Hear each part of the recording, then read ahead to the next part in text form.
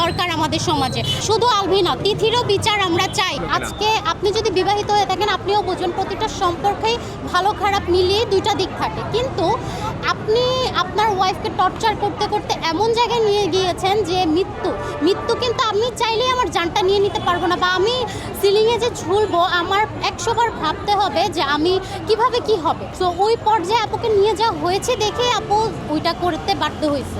আপু যেহেতু কখনো ভাইয়াকে ওইভাবে এক্সপোজ করে নাই কারোর সামনে যে এটা হতে পারে বা এটা হয়েছে, এটা যদি আপু করতো আজকে আমাদের এখানে এসে দাঁড়াতে হতো না, এখানে স্টিল একটু আপু থাকতো।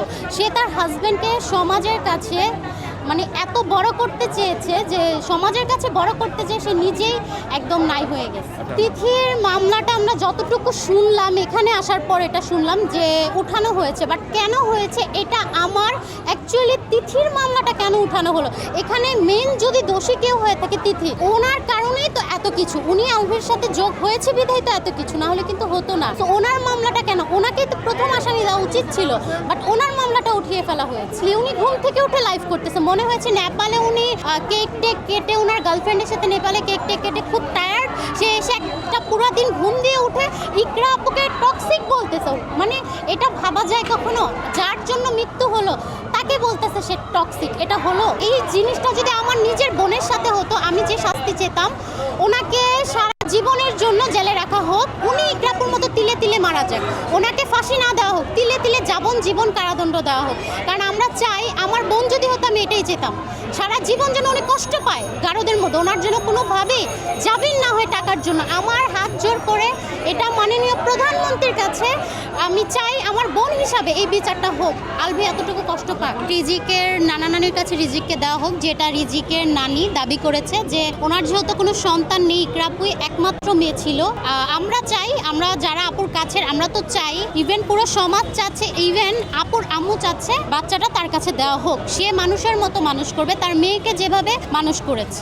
চলে আপুরা বলে নাই যে ফেসবুক পাসওয়ার্ড, আপুরা বলেছে ফোনের পাসওয়ার্ড আছে। ফেসবুক পাসওয়ার্ড একমাত্র একটা মেয়ের, বিবাহিত মেয়েদের হাজব্যান্ডের কাছেই থাকে আর নিজের কাছে থাকে, সো ফ্রেন্ডদের কাছে দেওয়ার প্রশ্ন ওঠে না। আর ওই পাসওয়ার্ড বলে নাই, বলেছে ফোনের পাসওয়ার্ডের কথা। আমি ক্লিয়ার করলাম এটা। দয়া করে কেউ আলভিকে বাঁচানোর চেষ্টা করেন না, কারণ আপনাদের ঘরেও মা বোন আছে। আজকে আমি এসেছি আমার ছোট একটা বাচ্চা 3 বছরের রেখে, আজকে আমি আমার হাজব্যান্ড আমাকে আসতে দিতে চাচ্ছিল না যদি এখানে কোনো প্রবলেম হয়।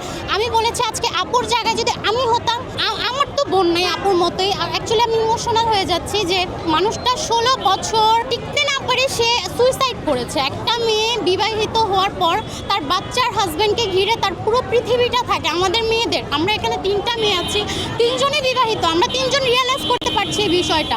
সো আমরা চাই আলভির সর্বোচ্চ বিচার হোক, আর যদি আইনের হাত থেকে সে বেঁচে যায়, আমি একটা মেয়ে হিসাবে ওদেরও এটাই দাবি, ও যেন মিডিয়া পাড়ায় কাজ করতে না পারে। শুধু আলভি না, তিথিরও বিচার আমরা চাই। তিথি কেন উচ্চ লেভেলের মানুষকে দিয়ে তার মামলা উঠালো, কিভাবে পারলো? আমাদের প্রশাসনকে এখনো ঠিক হয় নাই, তাহলে আমরা জুলাই আন্দোলন কেন করলাম? যদি এই প্রশাসনই ঠিক না হয়, এই প্রক্রিয়ার একটা আলাদা আইন দরকার আমাদের সমাজে। আজকে আপুর সাথে হয়েছে, কালকে ওর সাথে হতে পারে, আমার সাথে হতে পারে, ওর সাথেও হতে পারে, আপনার বোনের সাথেও হতে পারে, আপনার ওয়াইফের সাথেও হতে পারে।